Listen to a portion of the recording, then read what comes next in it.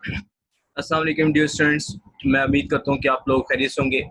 आज का जो हमारा टॉपिक है वो है ऑडिट एश्योरेंस एंड एंगेजमेंट्स। इसको जो हमारे इनिशियल टॉपिक्स में से एक है, इसको हमने पहले डिस्कस किया, बट नाउ मैं समझता हूँ कि इसकी ज़रूरत है कि हम इसके ऊपर थोड़ा सा वीडियो लेक्चर एक मैं आपके साथ शेयर करूँ।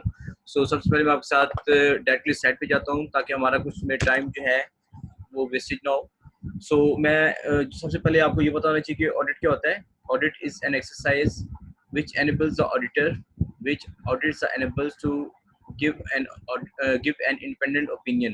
The primary objective of the having an audit is to enable the auditor to give an independent opinion on the financial statements, whether or not they give true and fair view or of the affairs statement of the affairs of the entity for the period under review, and the financial statements are prepared in all material aspects and in accordance with the identified international financial reporting framework. Basically जो primary objective क्या होता है वो क्या होता है कि उसने ऑडिटर ने फाइनेंशियल स्टेटमेंट्स के ऊपर ओपिनियन देना होता है। हम इसको इसका एक पैराग्राफ फॉर्म में इसकी डेफिनेशन को देखते हैं।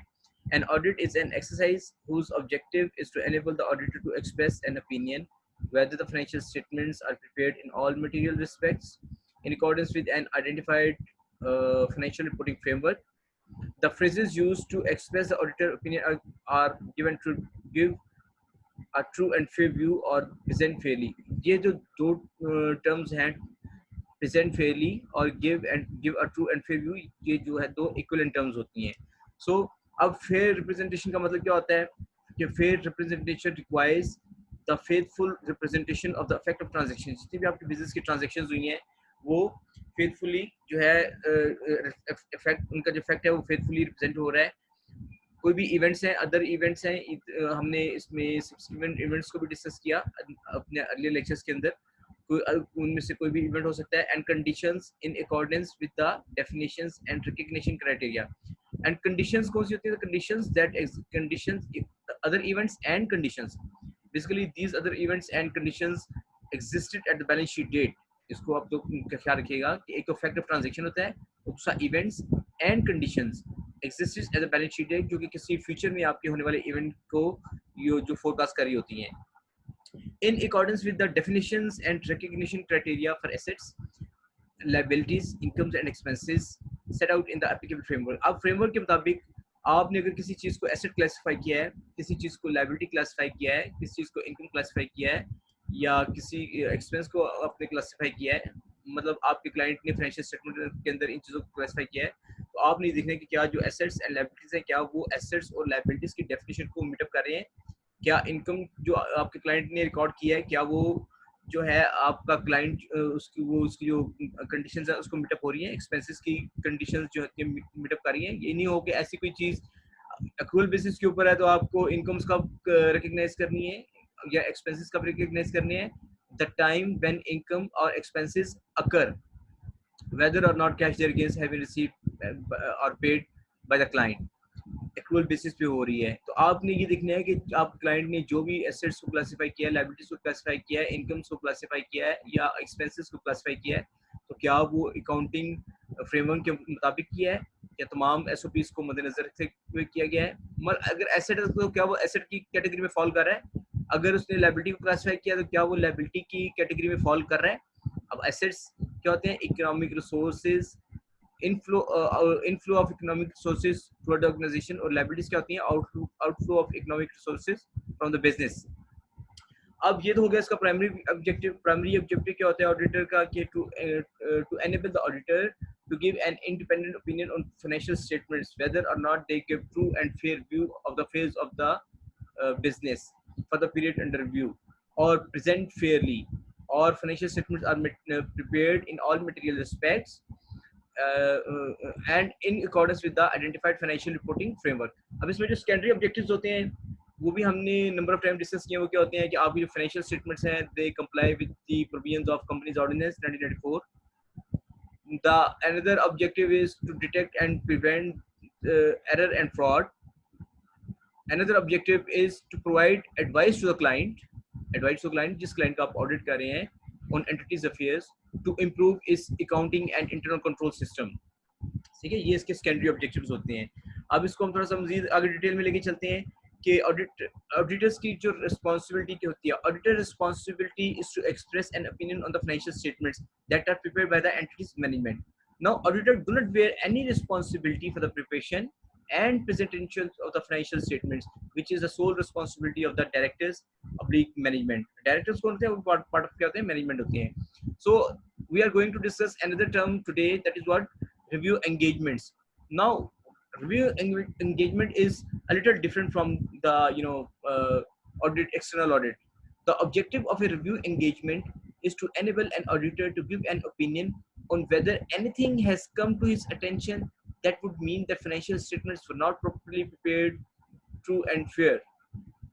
After the course, during the course of audit, आपने audit procedures को जब conform किया, जब आप उसको conclude कर रहे हैं, opinions की तरफ आ रहे हैं, तो तब आप हमने एक overall financial statements audit review and finalization में हमने एक concept discuss किया था, overall review of the financial statements.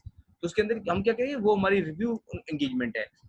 उसके अंदर हम ये देखते हैं उसका ऑब्जेक्टिव क्या होता है, is to enable an auditor, उसने जो काम किया है कि ऐसा तो नहीं है, on whether anything has come to his opinion, कोई चीज ऐसी उसके नोटिस पे आई है, दैट वुड मीन, इसका मतलब है the financial statement were not prepared properly और in true and fair view perspective.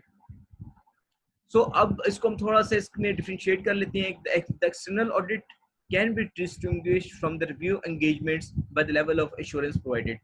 External audit जो हमें प्रोवाइड करता है एश्योरेंस क्या होता है, वो रीजनेबल होती है. याद रखिए, एक्सटर्नल ऑडिट या जो हम ऑडिट फर्म जब ऑडिट करती है क्लाइंट का, तो उसको रीजनेबल एश्योरेंस देती है, कभी भी एब्सोल्यूट एश्योरेंस नहीं दे सकती. क्यों नहीं दे सकती? Due to the inherent limitations of the audit. तो क्या होती है, हम उसको एक दफा फिर से रिव्यू कर लेते हैं. देन इसकी एग्जांपल क्या होती है, statutory audit, external audit. External audit जो होता है आपकी कंपनी ने करवाना ही होता है साल में एक दफा. Then what is review engagement? Review engagement is an engagement which gives limited type of assurance. अब ये assurance किसके ऊपर होती है? Review of interim financial statements. इसकी एग्जांपल ये है कि हम जो भी interim financial statements होती हैं, जो क्वार्टरली आपका क्लाइंट इशू करता है, जो 6 मंथली या बाई एनुअली इशू करता है, जो आफ्टर 9 मंथ्स इशू करता है, या बिफोर फाइनलाइजेशन एक 12 मंथ्स पीरियड की इशू करता है, उसको क्या कहते हैं? Interim financial statements. Now, what is a reasonable assurance? इसको हम थोड़ा सा इसमें फिर से देख लेते हैं. Reasonable assurance is not a guarantee of correctness, but an assurance of truth and fairness within a reasonable margin of error. Right? Materiality का concept हमने discuss किया, इसको फिर से देख लेते हैं. Materiality is an expression of the relative significance or importance of a particular matter in the context of financial statements as a whole. What is material? It's a matter of professional. It is a matter of professional judgment by the auditor. Now, a matter is material if it's omission or misstatement. हमने क्या पढ़ा था? An information is material या a matter is material when its omission or misstatement would reasonably influence the decisions of the addressee of the auditor's report. अब auditor के addressee क्या होते हैं? जो stakeholders होते हैं business के. It has both qualitative and the quantitative aspect. So इसके जो aspect होती हैं वो क्वांटिटेटिव भी होती हैं और क्वालिटेटिव भी होती हैं. अब during the course of internal audit जब हम ओपिनियन की तरफ आते हैं, तो auditor can not give absolute assurance, it gives always reasonable assurance to the shareholders. अब वो एश्योरेंस क्या होती है? Due to the inherent limitations. Inherent limitations को थोड़े से मजीद आसान अल्फाज में हम डिस्कस कर लेते हैं. Not all the items in financial statement checked. Financial statement के अंदर कभी भी 100% हम वाचिंग नहीं करते, इस वजह से सैम्पलिंग बेस्ड ऑडिट होती है, इसलिए जो होता है ऑडिटर कभी भी एब्सोल्यूट एश्योरेंस नहीं दे सकता. Limitations of system system of internal controls. अब इंटरनल कंट्रोल की कुछ ऐसी लिमिटेशंस हो सकती हैं जिसकी वजह से आप कभी भी वो नहीं दे सकते, एब्सोल्यूट एश्योरेंस नहीं दे सकते. देखिए, सबसे पहले क्लाइंट ने क्या करना होता है? क्लाइंट के ऑडिट पे जाते हैं तो ऑडिटर ने क्या करना होता है? ऑडिटर ने देखना होता है कि वेदर और not internal accounting and internal control system are existing. Then उसको रिव्यू करना होता है कि अगर वो एग्जिस्ट कर रहे हैं कि then whether or not these internal control systems are efficiently operating, and then फिर आपने एक और चीज को रिव्यू करना होता है कि these accounting and internal control procedures are applied on consistent basis or for the intended period of reliance, whole period के लिए अप्लाई किया गया इनको. देन आपके इसके अंदर क्या चीजें होती हैं? आपके तो chances of clean of fraud, जब मैनेजमेंट डिसाइड कर लेती है कि उसने कोई ना कोई आपके साथ फ्रॉड करना है, किसी भी तो उसके लिए ऑडिटर के लिए बहुत मुश्किल हो जाता है। लेकिन ना अगर आप किसी भी एक टेक्निकल हेड को पकड़ लें, एक फाइनेंस के हेड को पकड़ लें और एक आपके किसी भी और किसी रिलेवेंट हेड को पकड़ लें, अगर 2 से 3 लोग जो सीनियर लेवल पे अगर आप 3 टेक्निकल से, फाइनेंस से या एचआर से आपस में मिल जाते हैं, देन ऑडिट या ऑडिटर को डिसीव करना बहुत आसान हो जाता है। टाइम लैग, देखिए आपका फाइनेंशियल ईयर कंक्लूड होता है, आपका फाइनेंशियल ईयर कंक्लूड होता है 30 जून को, ठीक है, 30 जून को होता है, या सम टाइम बैंकिंग सेक्टर में 31 दिसंबर को होता है, लेकिन जब आपका ऑडिट होता है वो मे बी कि आपका जुलाई में हो, अगस्त में हो, सितंबर में हो। तो इस दौरान जो है फाइनेंशियल इंफॉर्मेशन को मैनिपुलेट किया जा सकता है फ्रॉम बाय द क्लाइंट। सो ये जो टाइम लैग्स होती हैं, ये भी एक लिमिटेशन होती है on the part of auditor कि वो अपनी एब्सोल्यूट एश्योरेंस नहीं दे सकता। Limitations of the auditors report, audit report के ऊपर लिमिटेशंस होती हैं, वो ये होता है कि आपके एग्जिस्टेंस ऑफ थर्ड पार्टीज होता है, कुछ ऐसी ट्रांजेक्शंस होती हैं जिनको हम during the course of audit third party से वेरीफाई नहीं कर सकते ड्यू टू द शॉर्टकमिंग या due to the shortage of time. So these are the inherent limitations जिसकी वजह से ऑडिटर है कभी भी रीजनेबल एश्योरेंस आपको दे सकता है, लेकिन कभी भी आपको एब्सोल्यूट एश्योरेंस नहीं दे सकता।